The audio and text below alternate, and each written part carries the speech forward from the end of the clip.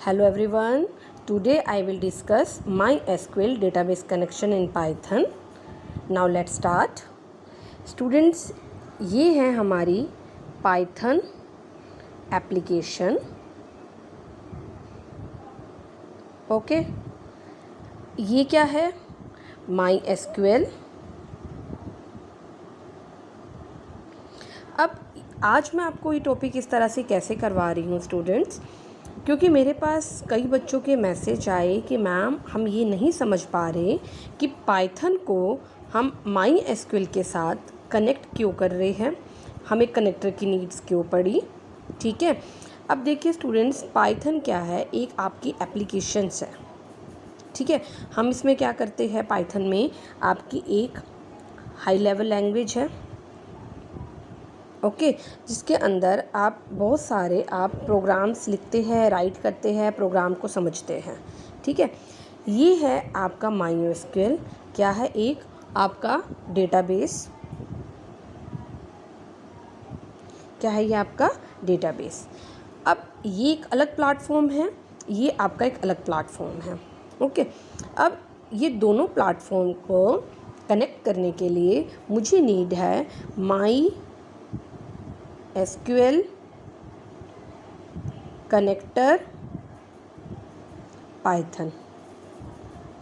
Okay, MySQL connector Python. तो क्या हमें समझ आया? एक high level language Python, MySQL database जो कि बैकएंड होगा पाइथन एप्लीकेशंस के लिए, MySQL कनेक्टर पाइथन.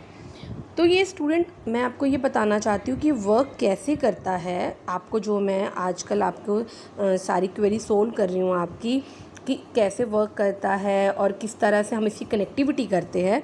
तो इंटरनली कैसे वर्क करता है? सबसे पहले क्या होता है, पाइथन से आपके इसमें क्या होता है, फर्स्ट स्टेप होता है रिक्वेस्ट. रिक्वेस्ट जाती है किसके पास? MySQL के पास. हम रिक्वेस्ट भेजते कैसे हैं? हम रिक्वेस्ट भेजते हैं MySQL डॉट कनेक्टर,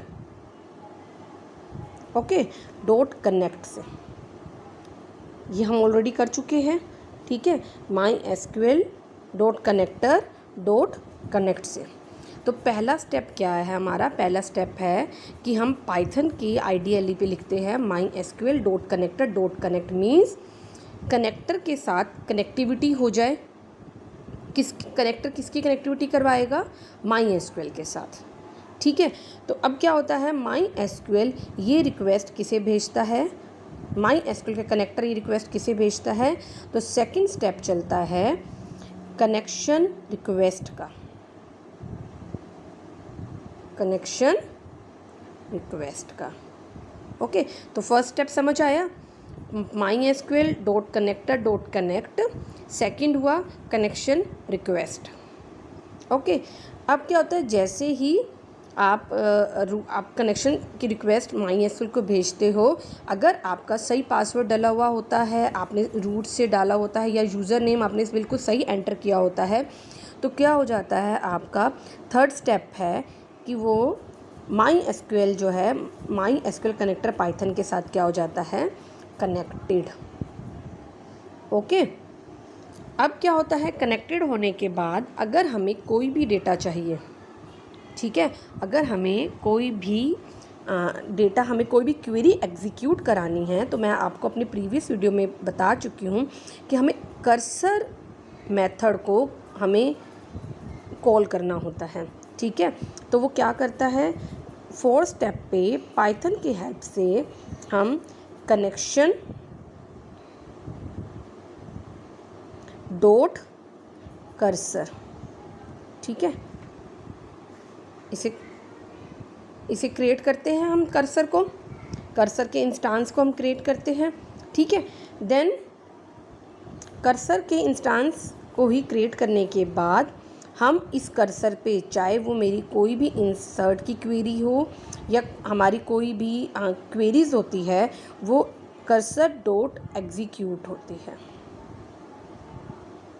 ठीक है, कर्सर डॉट एग्जीक्यूटेड होती है आपकी, और आपका कनेक्टेड हो गया, एग्जीक्यूट हुई, माई एसक्यूएल ने वो डेटा को फैच किया एंड देन रिज़ल्ट 6 नंबर पे क्या होता है, डेटा हमें शो हो जाता है, रिज़ल्ट हमें शो हो जाता है। तो ये कनेक्टिविटी होती है बेसिकली 6 स्टेप में कि पहले आपके कनेक्शन क्रिएट होते हैं, रिक्वेस्ट हुआ, कनेक्टेड हुआ, कनेक्शंस का कर्सर को हमने क्रिएट किया, कर्सर से हमारी क्वेरी एग्जीक्यूट हुई और डेटा रिज़ल्ट शो हुआ हमारे पास। ठीक है, तो ये वर्किंग है my SQL based database connection with Python.